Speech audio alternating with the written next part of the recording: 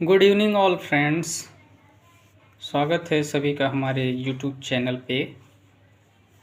और देखिए आपके सामने ये 3 बंडल हैं जो कि ऑनलाइन मंगाया है। तो देखते हैं इसमें क्या है। बुक्स है, कौन सी बुक्स है वो आपको मैं अभी दिखाता हूँ। इसको अनबॉक्सिंग करके इसको खोलते हैं।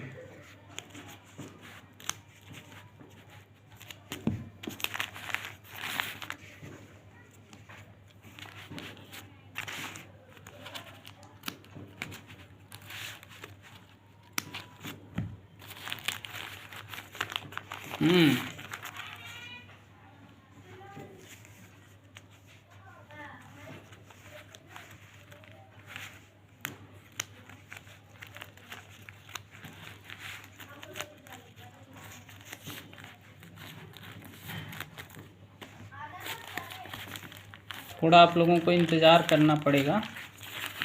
देखिए आ गई है, दिखने लगी है, किताब है।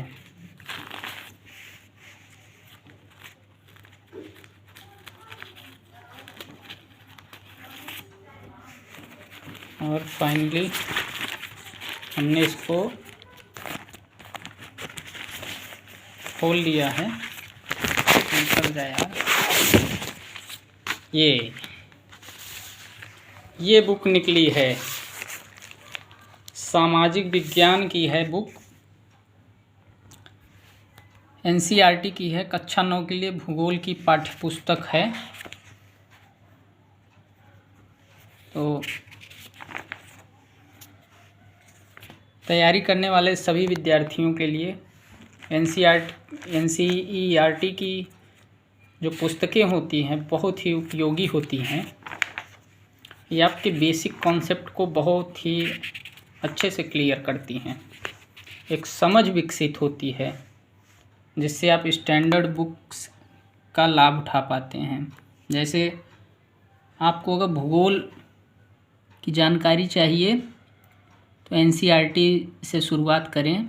जैसे देखिए अध्याय 1 भारत आकार और स्थिति, भारत का भौतिक स्वरूप। अध्याय 2, अध्याय 3 में अपवाह है, 4 में जलवायु है, अध्याय 5 में प्राकृतिक वनस्पति तथा वन्य प्राणी, अध्याय 6 में जनसंख्या है। ये देखिए बहुत ही अच्छे तरीके से समझाया गया है, बताया गया है। और कोई भी किताब होती है तो वह या हमारे संविधान की प्रस्तावना या फिर मूल कर्तव्य से शुरू होती है। तो ये मूल कर्तव्य का पेज है, देख सकते हैं। भाग 4 क में अनुच्छेद 51 क के तहत नागरिकों के मूल कर्तव्य दिए गए हैं। ठीक, टोटल 11 मूल कर्तव्य हैं।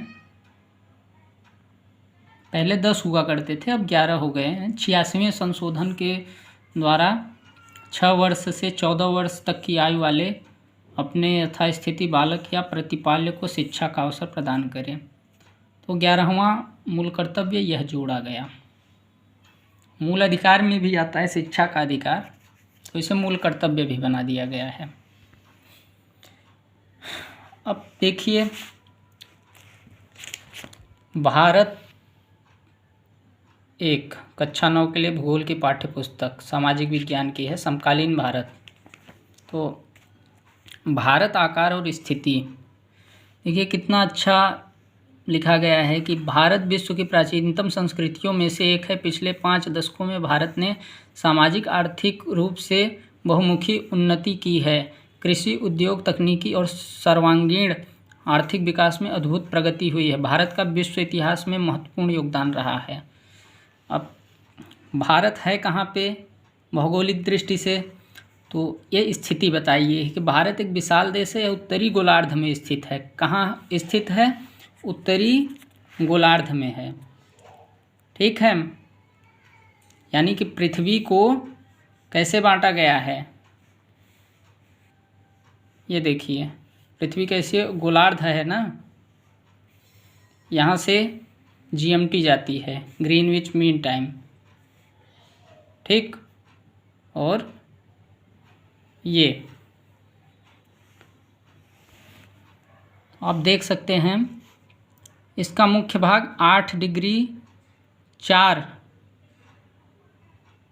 मिनट उत्तर से 37 डिग्री 6 मिनट उत्तर अक्षांश तथा 68 डिग्री 7 मिनट से पूर्व 37 डिग्री 25 मिनट पूर्व देशांतर तक है, ठीक। कर्क रेखा 23 डिग्री 30 मिनट यानी 23.5 डिग्री उत्तर में देश को लगभग 2 बराबर भागों में बांटती है, ठीक। तो इसे बोलते हैं लॉन्गिट्यूड और इसे बोलते हैं लैटीट्यूड, यानी कि ये जो है ये लेटी हुई रेखाएं हैं। लैटीट्यूड यानी कि अक्षांश और लॉन्गिट्यूड यानी कि देशांतर, ठीक। तो भारत कहाँ पे है, उत्तरी गोलार्ध में स्थित है, यानी कि ये भारत है, ठीक है, ये भारत है। भारत कहाँ पे है, उत्तरी गोलार्ध में है। देखिए आकार के बारे में बताया गया है, फिर भारत तथा विश्व बहुत ही अच्छे तरीके से दिया हुआ है, देख रहे हैं, मानचित्र के माध्यम से भी समझा दिया गया है। भारत और पड़ोसी देश, भारत के पड़ोसी देश में कौन कौन से पड़ोसी देश हैं, स्थलीय सीमा से लगे हुए और जलीय सीमा से, जैसे श्रीलंका हो गया, ठीक। तो ये हैं, जल और स्थल सीमा से लगे हुए भी देश हैं। तो मानचित्र के माध्यम से अच्छा समझाया गया है। ऐसे ही भारत का भौतिक स्वरूप,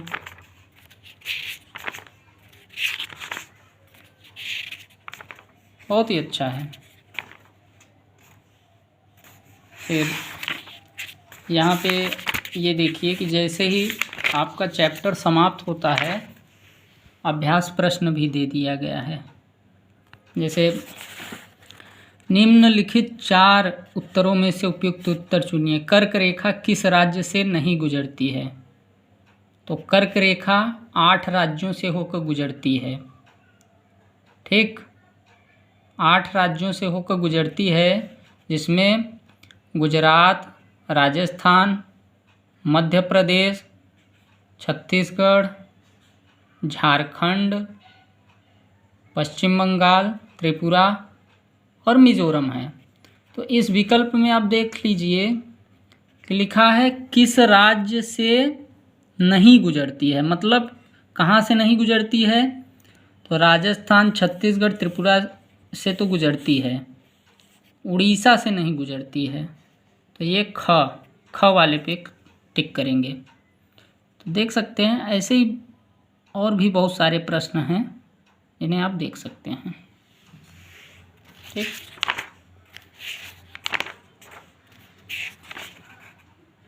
सभी पाठ में अभ्यास प्रश्न दिया हुआ है। जैसे समाप्त हो जाता है चैप्टर, आपको अभ्यास प्रश्न दिया हुआ है, इसके माध्यम से आप बहुविकल्पी प्रश्नों को आप कर सकते हैं और संक्षेप में भी उत्तर दे सकते हैं। देखिए यहाँ पे है, जैसे सिंधु एवं गंगा नदियाँ कहाँ से निकलती हैं, संक्षेप में उत्तर लिखिए। ये है, देखिए मिलान भी दिया हुआ है। मैच द फॉलोइंग, नीचे भारत की कुछ झीलों के नाम दिए गए हैं, इन्हें प्राकृतिक तथा मानव निर्मित वर्गों में बांटिए।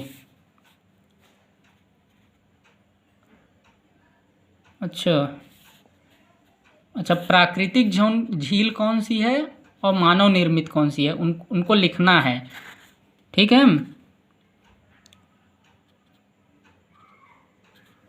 ये इस तरह से करना होगा।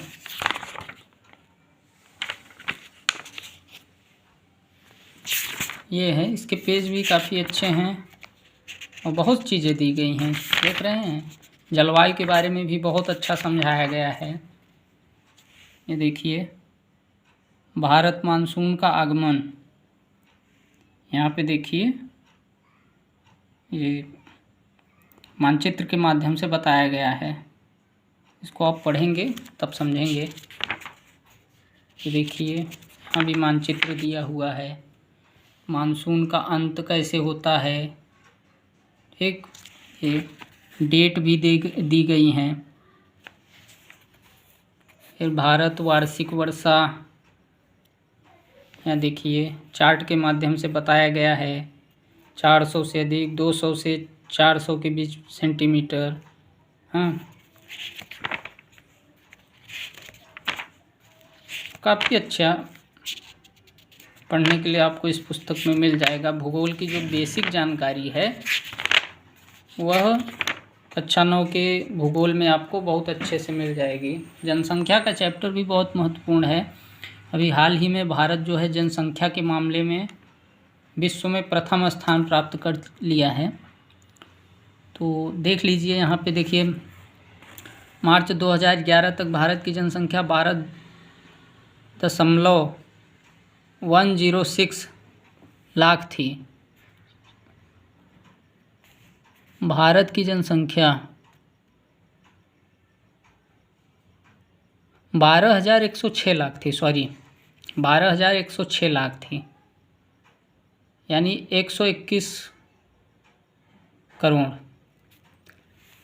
जो कि विश्व की कुल जनसंख्या का 17.5% थी। यह 12.1 करोड़ लोग भारत के 32.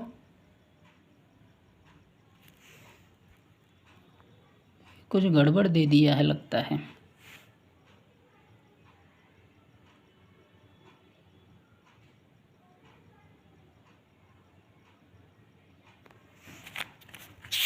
चलिए देखते हैं इसको।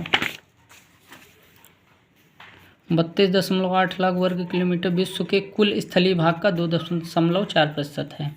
तो 121 करोड़ लोग, 121 करोड़ लोग, ये जो यहाँ पे देखिए ये पॉइंट दे दिया है ना, दशमलव का चिन्ह, ये गलत दिया है। 121 करोड़ होना चाहिए। तो कभी कभी त्रुटियां आ जाती हैं किताबों में, तो इसीलिए मैं रुक गया था ताकि आपको जानकारी भी अच्छे से दी जा सके। जनसंख्या का चैप्टर भी देखना है, थोड़ा अच्छे से खुली आँखों से पढ़ना है। ये नहीं कि किताब में कुछ भी चीज़ लिखी है तो उसको आप एक्सेप्ट नहीं कर लें। कभी कभी किताबों में भी गलतियां हो जाती हैं, क्योंकि किताब छापने वाले भी हमारे और आपके जैसे ही होते हैं। तो ये है किताब सामाजिक विज्ञान समकालीन भारत, एक कक्षा 9 के लिए पाठ्य पुस्तक। ठीक है, इस किताब को आप लेके भूगोल की समझ विकसित कर सकते हैं।